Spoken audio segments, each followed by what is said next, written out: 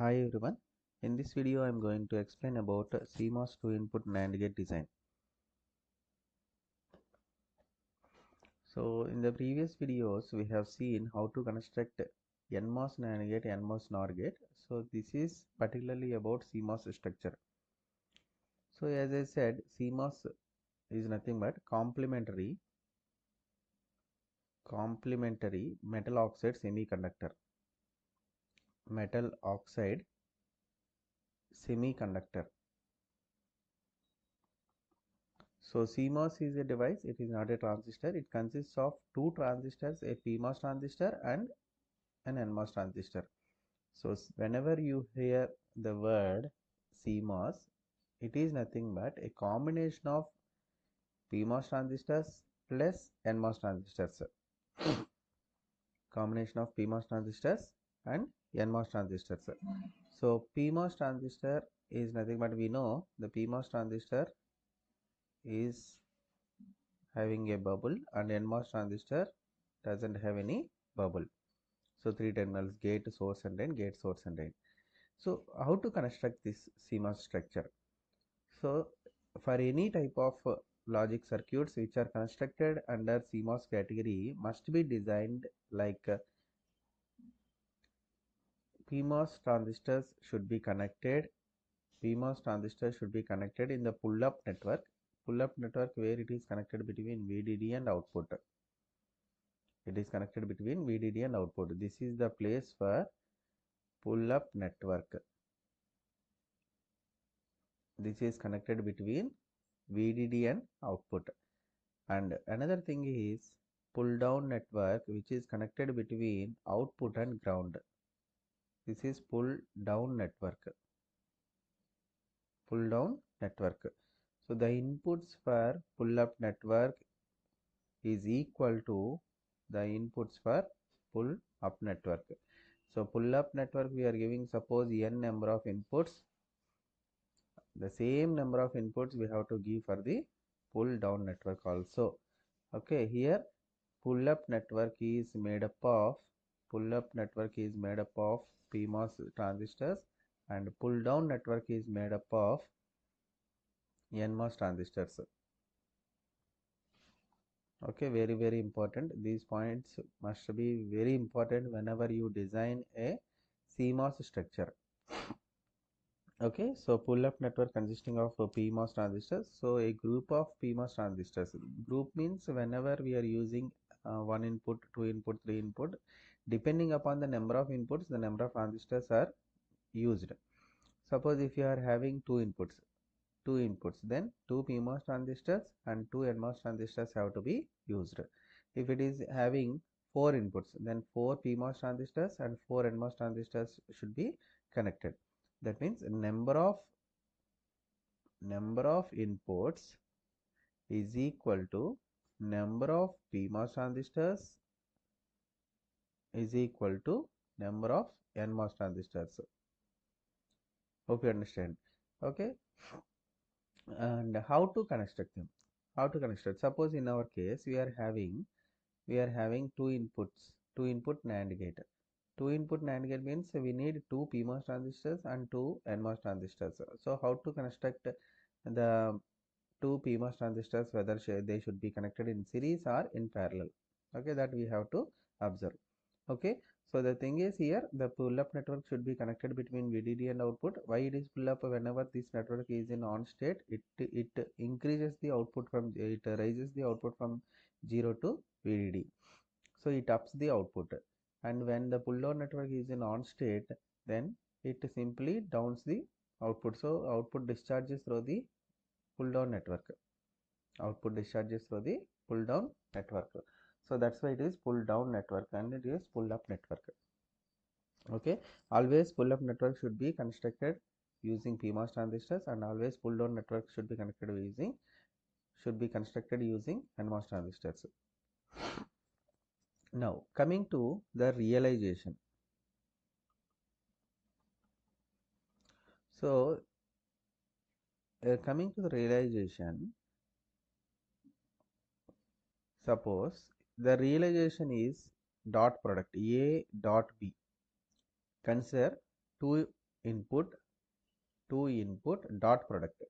2 input dot product means the PMOS transistors. How many PMOS transistors we need? 2 PMOS transistors we need and 2 NMOS transistors we need. So 2 PMOS transistors and 2 NMOS transistors. As it is a dot product, for product operation, PMOS transistors should be connected in parallel. For product operation, PMOS transistors should be connected in parallel. Very, very, very important and easy. Triple P. So for product operation, PMOS transistor should be connected in parallel. Suppose if PMOS is connected in parallel, NMOS always should be connected in opposite side of the PMOS. That means NMOS should be connected in series. If PMOS transistors should be connected in series, then NMOS should be connected in parallel. So opposite is the case with respect to the design from the PMOS to the NMOS. Okay, and here NMOS transistors must be in series for product realization. This is for product combination.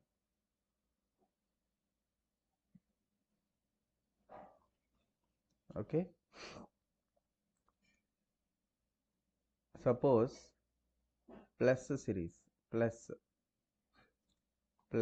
A plus B, A plus B. So in the plus realization, here also as 2 inputs are there, we need 2 PMOS transistors and we need 2 NMOS transistors. Now check whether this rule is applied here on this or not. Check whether this rule is applied here or not. A plus B, it is a plus realization, but what we said, for product operation, PMOS transistor should be connected in parallel, but it is not product operation. So when it is failed, simply we have to consider this PMOS transistors must be connected in series. Okay, see, if you remember out of these four, total 4 realizations could be there. In product, PMOS realization and MOS realization, again in plus PMOS realization and MOS realization. So out of these 4, if you remember this first thing, then it is very easy with the remaining things. Okay, so A plus B, plus means series. For PMOS transistors, it is in series because it fails with this triple P. And now what about NMOS? NMOS transistors are connected in parallel now.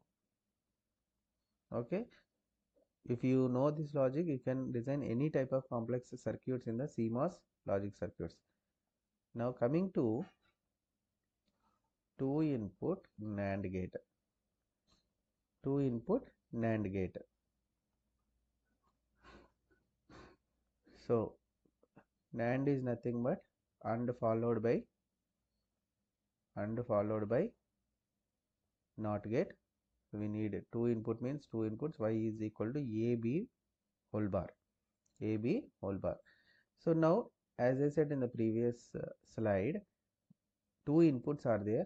So we need 2 PMOS transistors, 2 PMOS transistors and 2 NMOS transistors. Okay. So as it is product combination, we have to connect the PMOS transistors in parallel and NMOS transistors in series. So use that logic. And we know PMOS transistors are connected between VDD and output. Just if you know the basic concepts, fundamentals of this CMOS logic, you can design any type of logic circuit. Y is equal to AB bar VDD. So the NAND gate, for NAND gate, the PMOS transistors in the CMOS realization must be connected between VDD and output.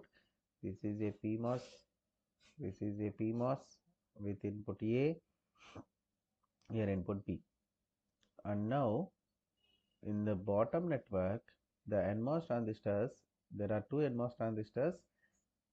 As the PMOS transistors are connected in parallel, NMOS should be connected in series.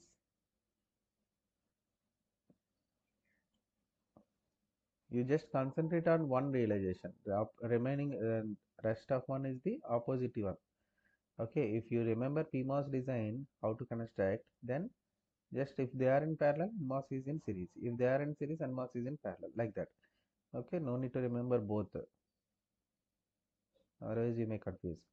Okay, this is PMOS transistors, this is PMOS transistors, and it is NMOS, it is NMOS. And another thing is, there is no depletion mode transistor used in the CMOS realization, because depletion mode is always in on state. It won't work on the switching actions, but we need switching action in the CMOS circuit, depends upon the input on off conditions. So that's why we don't use depletion mode transistor inside the CMOS circuits.